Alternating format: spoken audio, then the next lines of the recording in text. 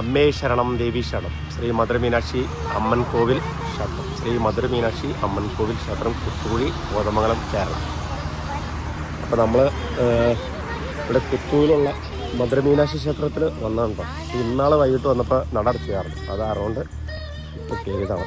ഇതാണ് ക്ഷേത്രം, അമ്മൻ കോവിൽ മധുരമീനാക്ഷി ക്ഷേത്രമാണ്.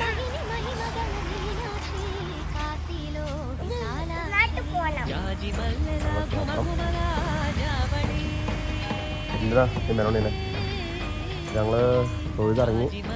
അപ്പോൾ നെയ്തത്തിന് ഇറങ്ങുമ്പോൾ ജസ്റ്റ് നമുക്കൊരു പുഷ്പാഞ്ജലി ഏൽപ്പിച്ചാണ് എല്ലാവരും.